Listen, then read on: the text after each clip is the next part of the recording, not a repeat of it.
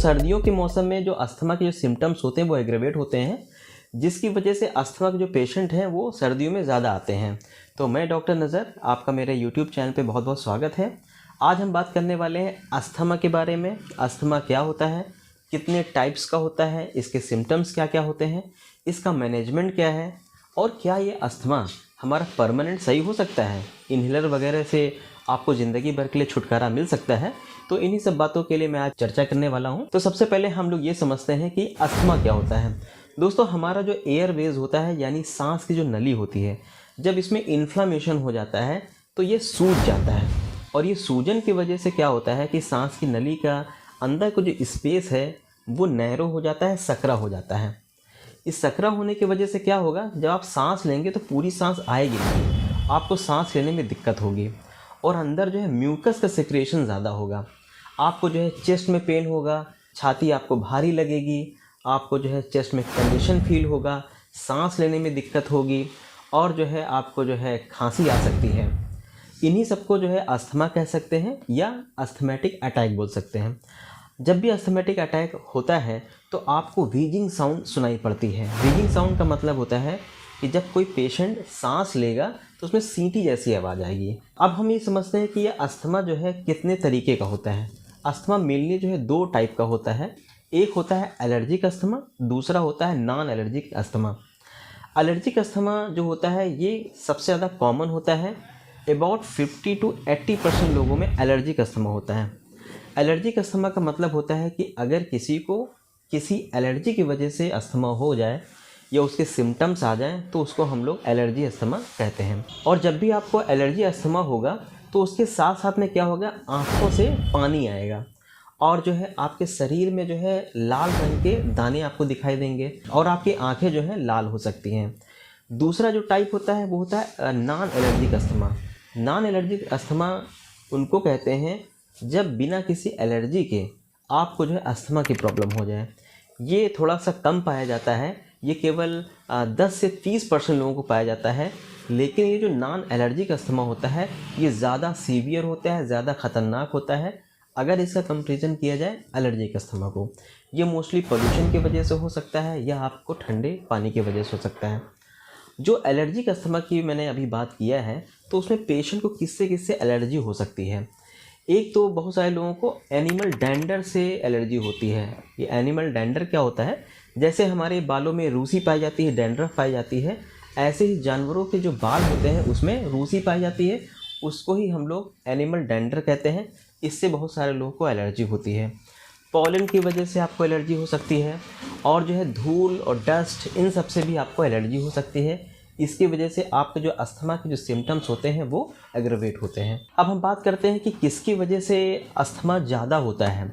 जितने भी airborne allergen हैं, मतलब हवा में तैरने वाले जो एलर्जन हैं, इनकी वजह से आपको अस्थमा हो सकता है। जिनको GERD की प्रॉब्लम है, जिसमें पेट का जो एसिड होता है वो ऊपर मुँह तक आता है, इसकी वजह से हो सकता है। अस्थमा का एक बहुत बड़ा कारण है स्ट्रेस। मैंने देखा है कि लगभग सभी पेशेंट में उनकी जब आप हिस्ट्री लेंगे तो उसमें देखिएगा कि इमोशन स्ट्रेस हुआ है या इमोशनली बहुत परेशान है, वो स्ट्रेस में है। तो स्ट्रेस इसका बहुत बड़ा कारण है। जो लोग टोबैको ज़्यादा यूज़ करते हैं या स्मोकिंग करते हैं उनको भी अस्थमा होने के चांस होते हैं। और ये अस्थमा जो है जेनेटिक भी होता है, मतलब अगर किसी की फैमिली हिस्ट्री में अस्थमा है तो उसको जो है अस्थमा हो सकता है। और जिन लोगों को भी एलर्जी की मैंने अभी बात किया है, तो जिनको जिनको एलर्जी होती है तो उसकी वजह से भी उनको अस्थमा हो सकता है। कुछ चीज़ें ऐसी हैं कि अगर आपको अस्थमा हो जाता है तो उन चीज़ों से आपको दूर रहना चाहिए। जैसे अभी मैंने बताया कि जो लोग अल्कोहल पीते हैं या स्मोकिंग करते हैं तो उनको जो है अस्थमा होने के चांस ज़्यादा होते हैं। तो इसीलिए जो है आप स्मोकिंग ना करें, आप वाइन ना लें, अल्कोहल ना पिएं, और जो है ड्राई फ्रूट्स से भी इसमें ज़्यादा प्रॉब्लम होती है, तो ड्राई फ्रूट से भी आप दूर रहें। और अचार है, जितने पैकेट्स फूड होते हैं उनका आप सेवन ना करें। आलू की जो चिप्स होते हैं, इन सब में क्या होता है कि सल्फाइड होता है, और इसके वजह से जो अस्थमा के जो सिम्टम्स होते हैं वो एग्रवेट होते हैं। जिनको भी अस्थमा है उनको जो है मास्क का यूज़ करना चाहिए। अगर आपके पास मास्क नहीं है तो आप ऐसा करिए, रुमाल बांध लीजिए, लेकिन रुमाल को जो है आप गीला कर लीजिए। अगर आपको अस्थमा है तो आप कभी भी ओपन में, या अगर वहाँ पे पोल्यूशन ज़्यादा है तो ओपन एरिया में आप एक्सरसाइज ना करें। और दूसरी बात यह है कि एक्सरसाइज और योगा ये करने से आपका जो अस्थमा है इसमें काफ़ी हेल्प मिलती है। इससे क्या होता है कि आपकी जो लंग की जो कैपेसिटी है वो बढ़ती है, इसीलिए आपको जो है योगा ज़रूर करना चाहिए। दूसरी बात यह है कि अगर आपको अस्थमा है तो आपको जो है अर्ली मॉर्निंग में या आपको शाम के समय धूप ज़रूर लेना चाहिए। जब आप धूप लेते हैं तो इससे जो आपके अस्थमा के जो सिम्टम्स हैं वो कम होते हैं। और आपको धूप जो है अपने फेस पे लेनी चाहिए और आपको अपने चेस्ट में लेनी चाहिए। अगर आप स्टीम इन्हेलेशन लेते हैं यानी भाप लेते हैं तो अस्थमा के जो सिम्टम्स होते हैं उसमें आपको रिलीफ मिलता है। और अगर आप नहाएं तो गर्म पानी से नहाएं। और दूसरा यह है कि अगर आप गुनगुने पानी में नमक डाल के गरारा करेंगे तो आपको दिन में 2 बार करना चाहिए। इससे भी जो अस्थमा के जो सिम्टम्स होते हैं वो कम होते हैं। आप एक चीज़ और बहुत ध्यान रखें कि सोने से पहले रात में अपना सर और अपना पैर ये जो है गर्म रखें। अक्सर जो अस्थमा के जो सिम्टम्स होते हैं वो रात में एग्रवेट होते हैं, तो इस चीज़ का बहुत ज़्यादा ख्याल रखें।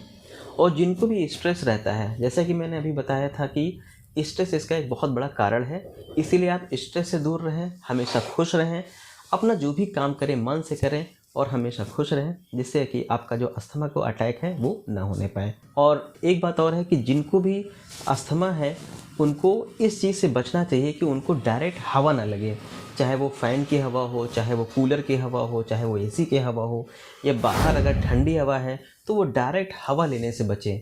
ऐसा मैं इसलिए कह रहा हूँ कि अगर आपको हवा जब सीधे पड़ती है तो आपके अंदर जो है चेस्ट में कंजेशन होता है और जो है म्यूकस का प्रोडक्शन ज़्यादा होता है। अब अगर हम बात करते हैं इसके ट्रीटमेंट की, तो दोस्तों आप लोगों ने देखा होगा कि जब आप एलोपैथिक इसका ट्रीटमेंट लेते हैं तो आपको इन्हेलर दिया जाता है और कभी कभी एडवाइस दिया जाता है कि आप पूरी ज़िंदगी इन्हेलर लीजिए। इसका अगर आप इलाज होम्योपैथी से करते हैं तो हमारे पास जब इस तरह के जो केस आते हैं, जो क्योंकि ये बहुत क्रॉनिक प्रॉब्लम है, लोगों को कई साल पुराना अस्थमा होता है, तो हम लोग उनकी दवा एकदम से रोकते नहीं हैं इन्हेलर वगैरह, क्योंकि अगर आप उनको एकदम से हम रोकेंगे तो उनके सिम्टम ज़्यादा होते हैं और पेशेंट को मैनेज करना मुश्किल हो जाता है। तो दोनों दवा आप साथ में हम लोग चला सकते हैं और इससे कोई भी असर नहीं पड़ता है। जब दवाइयों का असर होता है तो उसका जो अस्थमा है वो धीरे धीरे करके सही होने लगता है, जो उसका इन्हेलर है वो हम लोग छुड़ा लेते हैं। तो उम्मीद करता हूँ कि मेरा ये वीडियो आपको अच्छा लगा होगा। अगर मेरा ये वीडियो अच्छा लगा है तो अगर किसी को अस्थमा है तो उसको आप शेयर करें और मेरे वीडियो को लाइक करें और मेरे चैनल को सब्सक्राइब जरूर करें।